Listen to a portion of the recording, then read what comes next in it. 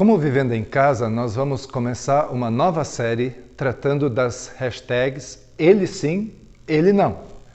Segundo Tiago Oliveira, professor cristão especializado em ciência política, desde as eleições presidenciais de 2014, nós observamos que o debate político ficou bem mais acirrado e, além de falarem sobre política, as pessoas mostram as suas preferências ideológicas.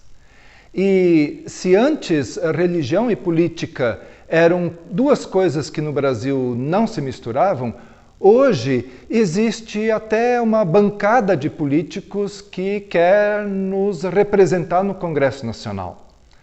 O envolvimento político não é algo ruim em si, mas se a doutrina da nossa fé é refém de uma ideologia, nós vamos mal na política, porque os partidos políticos são secularistas e não são guiados pela fé.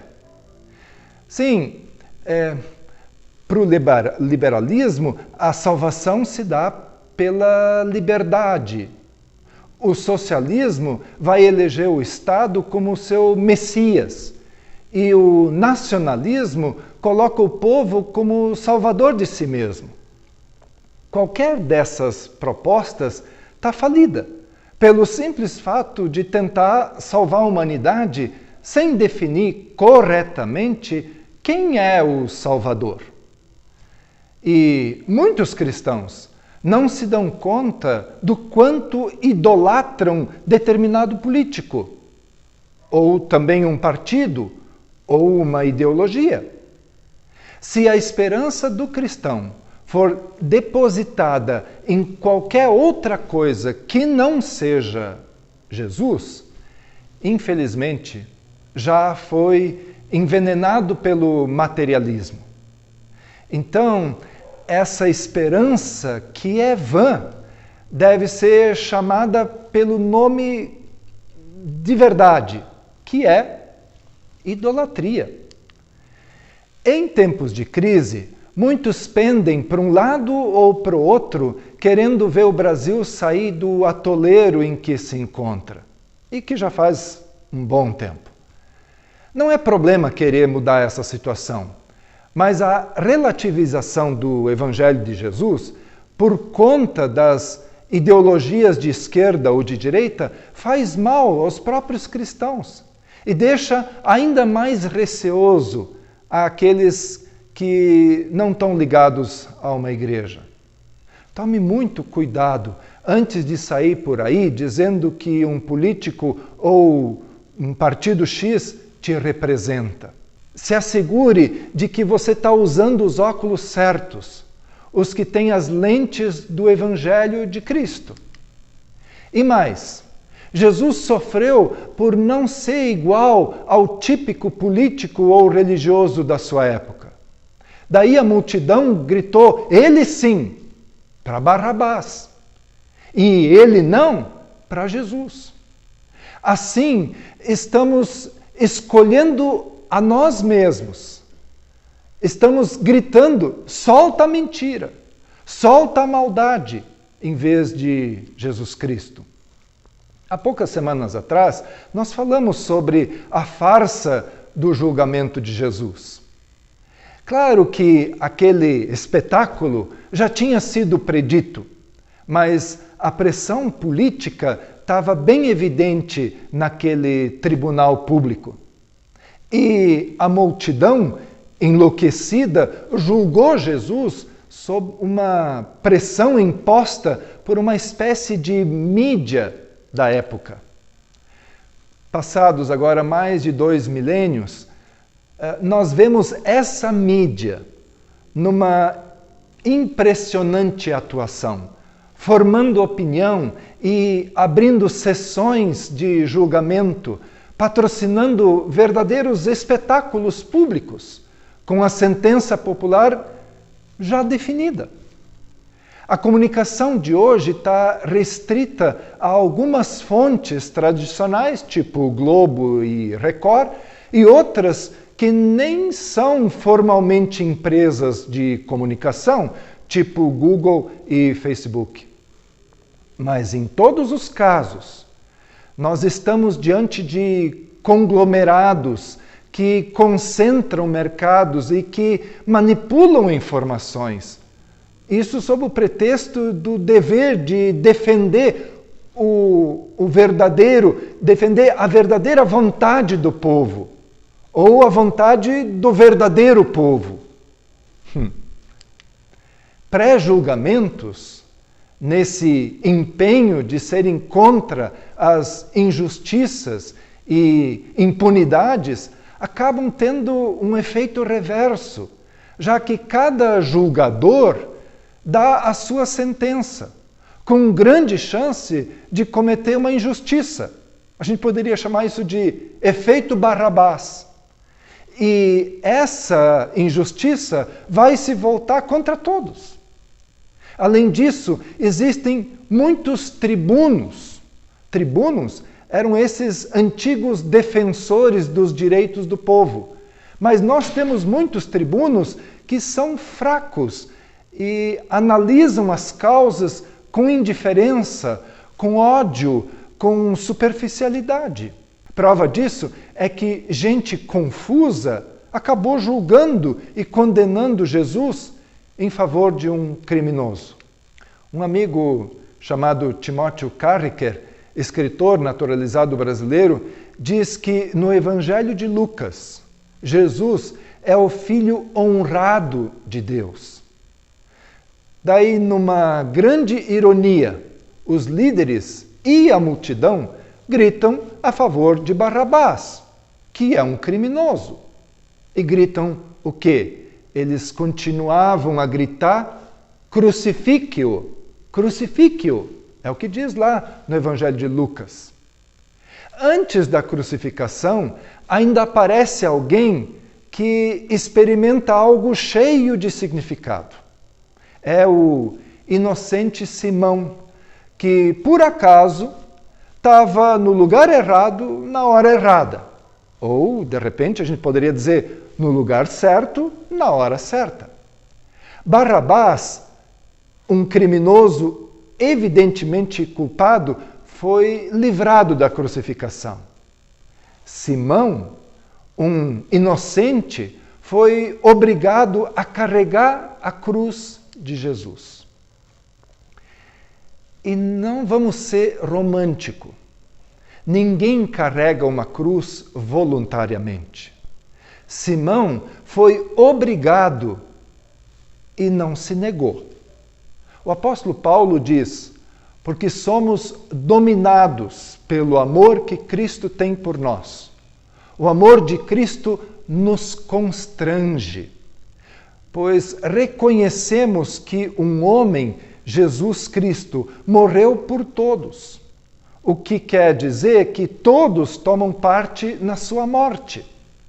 Ele morreu por todos para que os que vivem não vivam mais para si mesmos, mas vivam para aquele que morreu e foi ressuscitado para a salvação deles. Se você segue a Cristo, você morreu junto com Ele. Você carrega a sua cruz como esse Simão. E para quê? Para que você não viva para si, mas viva para Jesus. A cruz não é livramento. Isso é o paradigma mais profundo da vida cristã. Uma mulher, a belga Elisabeth Elliot, que faleceu recentemente, em 2015, inspirou pessoas no mundo todo com a sua fé corajosa e foi das mulheres cristãs mais influentes do século XX. O seu primeiro marido, Jim Elliot, foi morto em 1956, quando dava testemunho de Cristo entre os Huaorani, no leste do Equador. Alguns anos depois dessa tragédia, Elizabeth, junto com a sua filha ainda pequena, passou a viver nessa mesma tribo, para compartilhar com eles o precioso Evangelho. Mais tarde, ela se tornou palestrante, escritora, publicando vários livros traduzidos para diversas línguas. Mas ela conta o seguinte: quando éramos crianças, ainda bem pequenas, costumávamos cantar o hino Jesus, Keep Me Near the Cross. Jesus, mantém-me perto da cruz. Afinal, o que a cruz significa? E ela diz, ela é o símbolo de sofrimento. E a fé cristã lida de frente com a questão do sofrimento, como nenhuma outra religião no mundo. Porque, de certa maneira, todas as religiões fogem desse assunto. O cristianismo, desde a sua raiz, encara o sofrimento. Por isso, eu não estranho os cristãos cantarem, sim, na cruz sempre me glorio. A resposta vem nessa forma de uma pessoa. Deus vem para você e para mim, na nossa tristeza. E Ele diz, confia em mim, siga-me. A mensagem que aponta para Cristo na cruz parece uma tolice para aqueles que caminham para a destruição. Mas para quem está no caminho da salvação, faz todo sentido, diz o apóstolo Paulo. Parece loucura mesmo. Como é possível alguém que morreu de forma humilhante na cruz ter o poder de salvar a todos nós? Como pode o maior símbolo de sofrimento ser o maior símbolo de libertação? Deus usou as coisas loucas para confundir as sábias. O sacrifício de Jesus na cruz em favor de um povo rebelde não tem lógica. Mas é através dessa loucura que Deus salva o mundo. Poucas pessoas entendem a mensagem da cruz e o porquê do sacrifício de Jesus. Que essa loucura foi feita para que nós não precisássemos ser crucificados naquela cruz. O fato é que Jesus morreu numa cruz de forma humilhante, sim. Mas ao terceiro dia, Ele ressuscitou. Então, se você é sábio, eu ainda quero convidar você para ser louco, aceitando e recebendo Jesus Cristo como Senhor e Salvador em sua vida. Hashtag Jesus, Ele sim. Um abraço.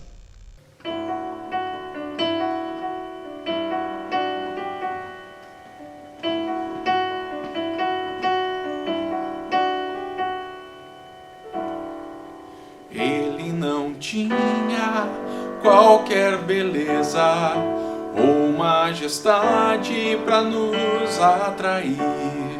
Nada havia em sua aparência para o desejarmos, mas rejeitado dentre os homens, ainda assim carregou nossas dores.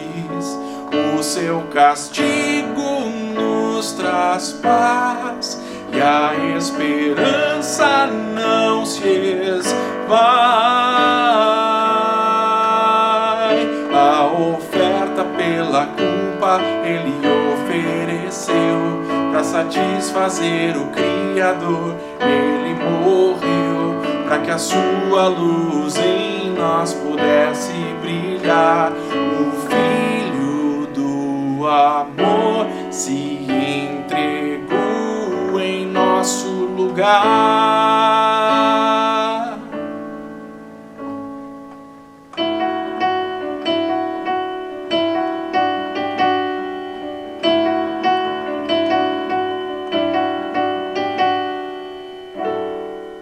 Mas rejeitado ainda assim carregou nossas dores. O seu castigo nos traz paz e a esperança não se esvai.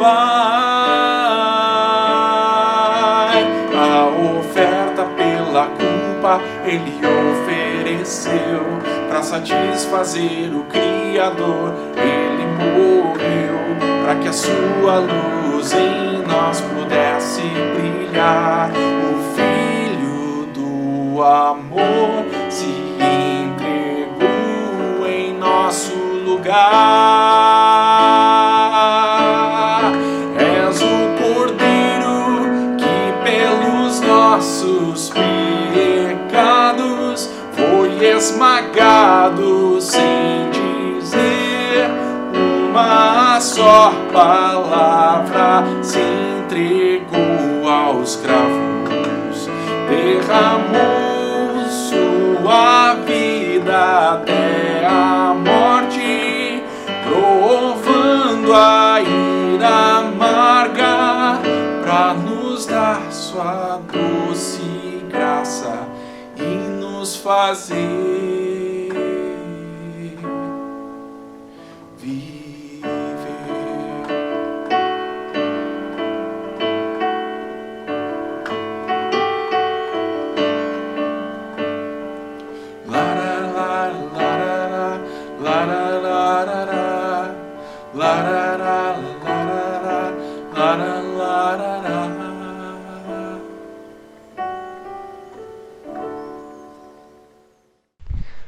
Olá! Muito obrigado você do Vivendo em Casa por deixar que nós entremos até a sua casa. Obrigado por nos assistir até aqui. E eu quero recomendar a vocês que ativem o sininho, se inscrevam no nosso canal e não perca os vídeos para as crianças. Quero avisar também que estamos com os nossos pequenos grupos acontecendo. Caso você queira se integrar em alguns dos nossos pequenos grupos, nos mande uma mensagem. Também estamos com os encontros de adolescente, o Sub-15, às sextas-feiras às 17 horas. E ainda quero lembrá-los que as nossas mensagens estão no Spotify. Nos siga lá também. Muito obrigado a todos e até mais.